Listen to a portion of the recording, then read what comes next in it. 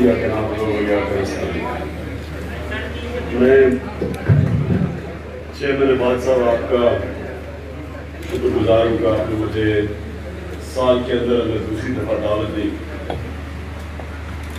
میں اس بار آپ کے پاس خاص طور پہ اس لیے آیا ہوں کہ جب آپ نے مجھے لاسٹ ٹائم وہ جو 25 اکتوبر پریزنٹیشن دی تھی تو تب سے لے کے اب تک ہم نے بہت چیزیں سوچی کہ یہ جو آپ نے کئی باتیں کی، جو آپ کی رکاوٹیں ہیں، جو آپ میں مسئلے مسائل ہیں جو کہ آپ نے نشاندہی کی، تو ہم اوور آل جب سوچ رہے تھے کہ آج پاکستان کا جو سب سے بڑا مسئلہ وہ ہے بے روزگاری.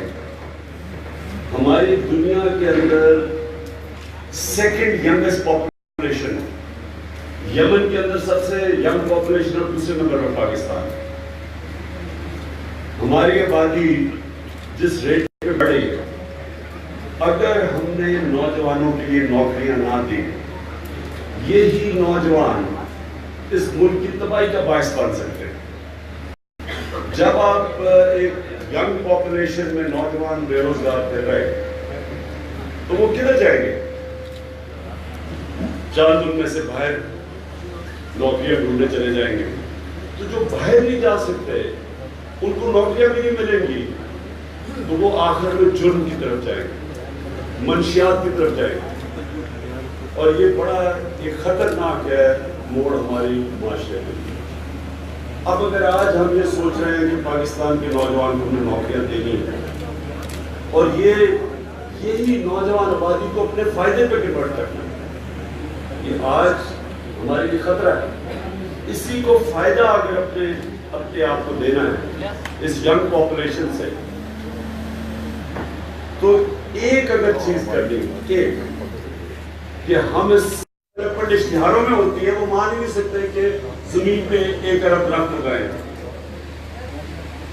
ہمیں 2 سال بڑی مشکل لگے کیونکہ ہمارے پاس کیپیسٹی نہیں تھی، ہمارے پاس درخت اگانے کے لیے پودے ہی نہیں تھے.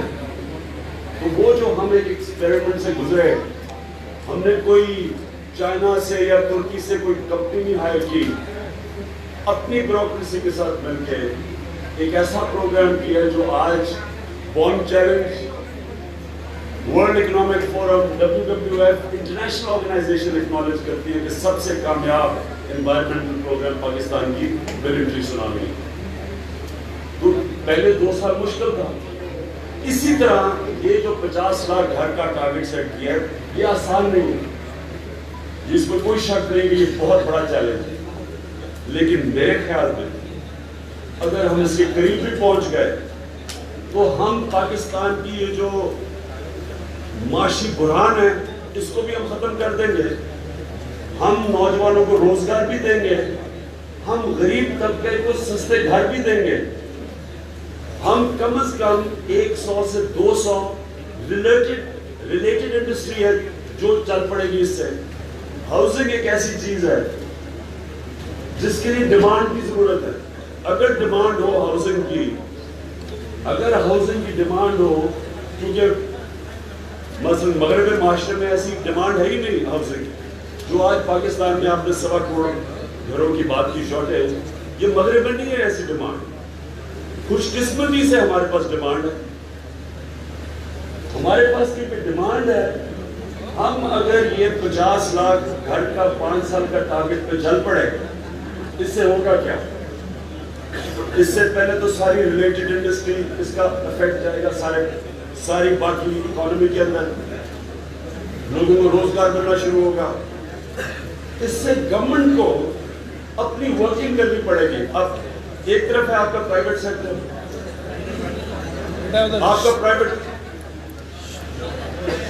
آپ کا جو پرائیویٹ سیکٹر ہے، پرائیویٹ سیکٹر کو گورنمنٹ نے مدد کرنی ہے آپ کے لیے آسانی پیدا کرنے کے لیے. آپ کے جو باٹل نیکس اور رکاوٹیں آئیں گی وہ ہمارا کام ہے دور کرنا. جس طرح ملٹری سونامی پہ جب ہم شروع ہوئے، میں اس کی مثال دے رہا ہوں، وہ بھی بڑا مشکل پروجیکٹ تھا.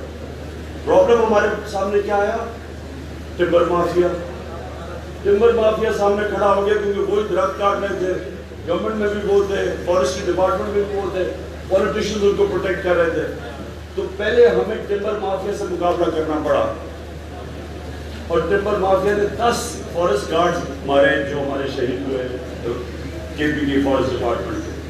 اسی طرح یہاں بھی بیوروکریسی میں لوگ بیٹھے ہوئے ہیں جو آپ کے نقشہ اپروو کرنے میں پیسہ بناتے ہیں. تو گورنمنٹ کا کام ہوگا, ہمارا کام ہوگا وہ رکاوٹیں دور کریں. وہ صرف بیٹھتے اس لیے وہ جتنا ٹائم آپ پیسے لیتے ہیں نقشے پہ ڈیلے کر کے, تو ہمیں ایک ون ونڈو آپریشن آپ کے لیے کرنا چاہیے, بلکہ ہاؤسنگ منسٹری آف ہاؤسنگ بنانی پڑے گی, اور اس کو بلکہ اس کی بھی شاید 2 اور منسٹریز بنانی پڑے اس کی مدد کرنے کے لیے. یعنی ہمارا کام ہونا چاہیے کہ آپ کو فیسیلیٹیٹ کریں, بینکنگ کو چینج کریں جیسے بینکس فنکشن کرتے ہیں تاکہ مورگیجز دیں. یہ ایک ایسی چیز ہے, میں آپ کو ایک چیز اگر میں کہتا ہوں ایک چیز اگر چاہیے ملک پہ معاشی انقلاب لانے کے لیے وہ ہے ہاؤسنگ. میرے جانے والے انگلینڈ کے اندر پچھلے 12-13 سال سے میں ان کو جانتا ہوں, سپورٹ کرتے رہے. ہمارے شوکت خانم پاکستانی ہے, انگلینڈ میں پیدا ہوا, نام اس کا انیل مسرت ہے. نمبر 1 بلڈرز میں ہاؤس بلڈنگ میں نمبر 1 ہے انگلینڈ میں. سب سے بڑا آج انگلینڈ کا ہاؤس بلڈر ہے انیل مسرت, جو لاہور سے ان کے والد انگلینڈ گئے تھے. اب میں نے ان کو خاص طور پر دعوت دی, میرے ساتھ ابھی صاحب بات ہے, ان سے بھی ہم پوری مدد لے رہے ہیں کہ کیسے ہم فائنینس کریں گے اس بلڈنگ کو, کیسے ہم قرضے لیں گے, لونز کیسے بینک سے لیں گے, کیونکہ پاکستان کے پاس ابھی انفراسٹرکچر نہیں ہے. 50 لاکھ گھر 5 سال میں بنانے کا ابھی ہمارے پاس ڈیٹیل پیپرز پروڈیوس کر رہے ہیں کہ ہمیں کیا کیا کرنا پڑے گا. تو گورنمنٹ کو اپنے آپ کو چینج کرنا پڑے گا. بلکہ میں ایک اور سٹیپ آگے جاتا ہوں, جدھر یہ 10 سال کی تباہی کی ہے دونوں حکومتوں نے, آج 6 ٹریلین سے 6,000 ارب سے آج 27,000 ارب کے قرضے ہمارے لے کے گئے ہیں. 60 روپے مہنگائی بڑھتی ہے, غربت بڑھتی ہے. تو جدھر انہوں نے ہمیں کھڑا کیا ہے, ہمیں اپنے آپ کو چینج کرنا پڑے گا اس سے نکلنے کے لیے. Government as usual, business as usual نہیں چلے گی. پاکستان کو اپنے آپ کو بدلنا پڑے گا. اگر ہم نے اس کرائسس سے نکلنا ہے, جو بھی حکومت آئے گی اس کے اوپر ایک پہاڑ ہوگا مسئلے مسائل کا. اگر اس نے اپنے آپ کو نکالنا ہے, یہ جس طرح حکومت چلتی آئی ہے اب تک, ہمیں ایک چینج کرنا پڑے گا اپنے آپ کو. ہمیں اپنی سول سروس کو ریفارم کرنا پڑے گا. ہم نے کرپشن کے اوپر ایک ایسا قابو پانا پڑے گا ہر لیول پہ. جو یہ مافیاز بیٹھے ہوئے ہیں, جو آپ کے سامنے رکاوٹیں پیدا کرتے ہیں پیسا بنانے کے لیے, گورنمنٹ ہمارا کام ہوگا ان کو ٹیک آؤٹ کرنا, جس طرح ہم نے ٹمبر مافیا کا مقابلہ کیا تھا. سب سے بڑا مافیا تھا اس میں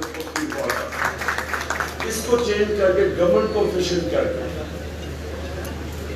اگر 50 لاکھ گھر بنانے تو 1 ونڈو آپریشن آپ کے لیے. یہ کدھر کدھر آپ کے پرابلمز آتے ہیں, ہمارا کام ہوگا دور کرنے کے لیے. اور پھر بینکنگ, یہ ایک علیحدہ, اس میں پوری ہماری بینکنگ سسٹم چینج ہونا پڑے گا. چھوٹے لوگوں کو قرضے دینے کے لیے تو کانسیپٹ ہی نہیں ہے پاکستان میں.